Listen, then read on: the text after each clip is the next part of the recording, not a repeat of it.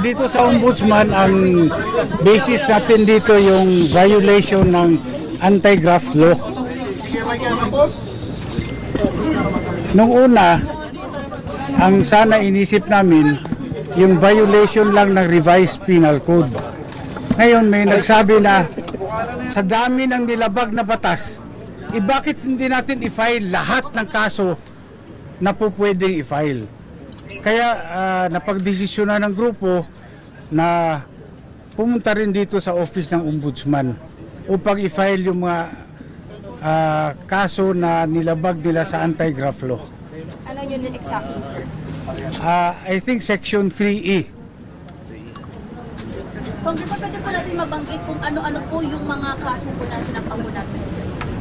Yung una, syempre, yung falsification ng legislative document. Dito naman sa Ombudsman, yung violation ng Section 3E kung saan ay sinasabi na kung merong kang ginawa na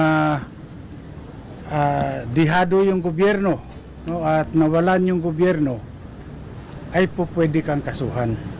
Ano ba yung ginawa nilang nagpadihado sa gobyerno? Ay yung pagsingit ng imagine 241 billion pesos. Ang laking halaga yan. Hindi mo pwedeng sabihin na typographical error yan na kinurek ng technical working group. Mahirap po, ang laki ng amount na involved. Ito yung mga blanks? Opo, yan ho. Binilang nyo po yun, parang kinumpit nyo lahat? Marami yung blanco na yon. Ngayon, nung tinignan namin ano yung mga nilagay nila doon sa blanco, tinotal namin, umabot sa 241 billion. Sir, bakit po 12 yung counts ng falsification of legislative documents? Palagay ko, mas magandang sagutin ni Atty. Topacio yan kasi siya naman yung lead counsel.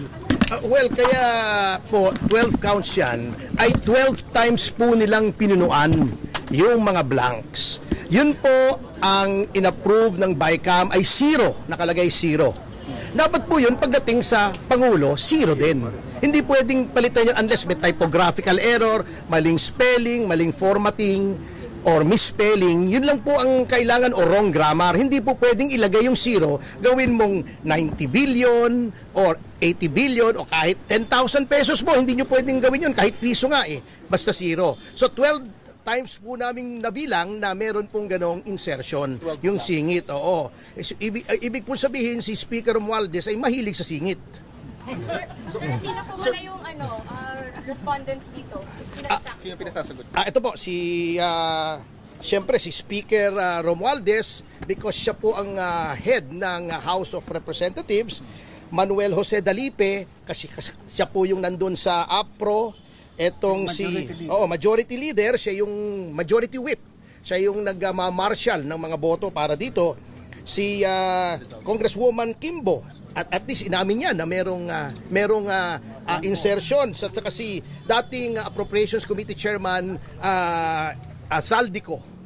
At saka may mga kasama po dyan na hindi pa namin na-identify na palagay namin ay kasama sa technical working group acting under the instructions of the named respondents. Yung mga staff? Opo, syempre, opo. Kahit inutusan lang sila, if ever? Kasi po, ginawa din nila eh. So, they have to justify kung kanilang in-insert under the directions na ito ay lawful na instructions. Kasi kung unlawful yung instructions, liable din po sila. Complainant din kayo, Sir, dito? Opo, complainant din po ako. Bakit po kayo sumali as complainant? Alam niyo po, ako I'm doing this in representation of the Citizens Crime Watch. Ito po yung aming presidente, ako ang national chairman. The Citizens Crime Watch has been in existence since 1992. At talagang pakialamero po kami. Basta may nakikita kaming palagay namin ay may graft and corruption, ay pinafile po namin. Kami po ang nag-file nung sa Dingbaksya kay now Congressman then Secretary Garin na ngayon ay nililitis na sa Sandigan Bayan. Kami po ang nag-file doon kay Commissioner Guanzon ng graft na ngayon po ay nililitis na sa RTC Bulacan.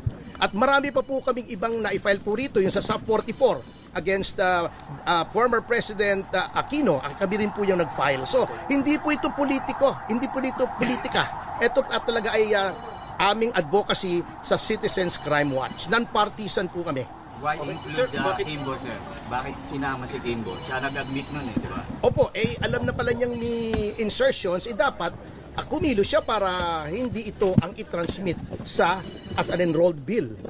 Dapat binalik yan sa BICAM kung lalagyan ng insertions. Attorney, bakit graft lang? 241 billion pesos ang pinag-uusapan na. Graft po at saka falsification. Kasi yun po ang aming evaluation na ito po ang krimen na nagawa. May administrative case din ba na kasama dun sa complaint? Implied naman po yun pagka-ombudsman na we are invoking both the criminal and administrative jurisdictions of the Office of the Ombudsman. Malawak po ang kapangyarihan ng Ombudsman pagdating po sa graft and corruption. Ano bang parusa niyan, sir?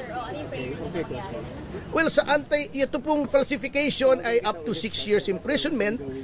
Yun pong sa graft ay depende po sa mapapatunayang value ng perwisyo sa pamahalaan. Sa administrative po, pwedeng suspension, pwedeng dismissal from the service, pwede rin kung convicted, perpetual absolute disqualification. Kung Alvarez, baka may magsabing politika lang ito.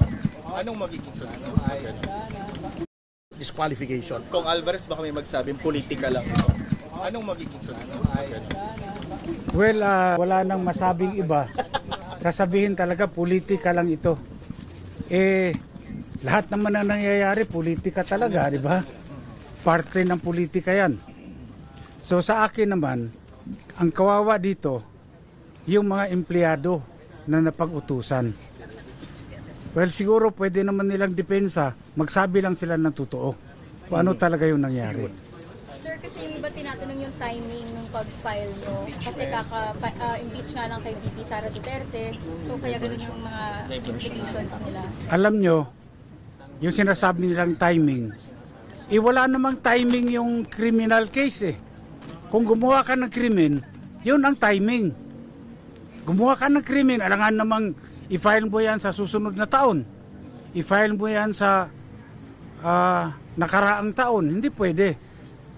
Ginawa nila yan recently, kaya kinakailangan aksyonan kaagad natin. Pero may kinalaman ba ito sa pag-impeach ng Kamara kay VP Sara? Wala, magkahiwala yan. Kasi iba naman yung impeachment, ibang usapin yun.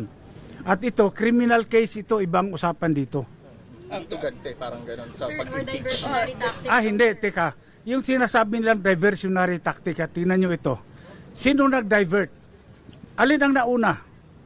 Di ba yung press conference ni dating Pangulong Duterte at ni Congressman Ungab, doon nila pinaputok na maraming blanco yung BICAM report. Ngayon, ayaw nilang pag-usapan yan dahil sigurado swak na swak sila sa yung kaso. Kaya sila ang gumawa ng diversionary tactic. Gumawa sila ng issue na matatabunan itong iskandalo sa budget ng 2025. Kinonsult niyo ba si dating Pangulong Duterte dito sa pag-file niya ng reklamo? Hindi nga kami nagkausap, hindi kami nagkita dahil from Tagum City, dumiretso na ako dito sa Manila para i-file yung kaso. Speaker, with your kind permission, pwede ko pagdagdagan? Yung sinasabi nilang timing, actually, matagal na po namin itong pinag-iisipan. Kaya lang po, komplikado ang kaso. So, pinag-aralan pa po namin ito, kaya ngayon lang po namin ginawa. Kasi hindi naman po kami katulad ng ibang miyembro ng Quadcom na kumikilos nang hindi nag-iisip. Pinag-isipan po namin itong mabuti. Okay, Congressman Alvarez. Sir, Kami naman, gusto lang namin patas yung laban on the merits. Tignan nila yung reklamo namin. Kung may merits naman, pwedeng isampas sa Sandigan Bayan. Kung walang merits, edi i-dismiss. Walang problema yon. Basta decision on the merits. Sir, nakausap niyo na ba si former President Duterte tungkol sa impeachment ni VP Sara? Hindi pa po. Sir, bakit puro members of the House daw po yung respondents? Nandun yung krimen na nangyari. Sa Senate. BICAM, Sa Senate, sir. Sa Senado, siguro naman kung Office of the Ombudsman, pwede naman silang magpatawag kung sino sa Senado. Dahil alam nyo po, dito lang sa House of Representatives, matagal na kaming sumulat, nag-request kami ng kopya, official copy ng enrolled bill. Hanggang ngayon, tinatago nila, hindi nila binibigay sa amin. Pero kung nasa House Library na po yung enrolled bill, yung ratified bill, pati yung GAA, publicly available po siya pag-check. Pachi-check ko sa aking yung chief of staff ko dahil yung sulat namin hindi nila sinagot. Nag-request kami.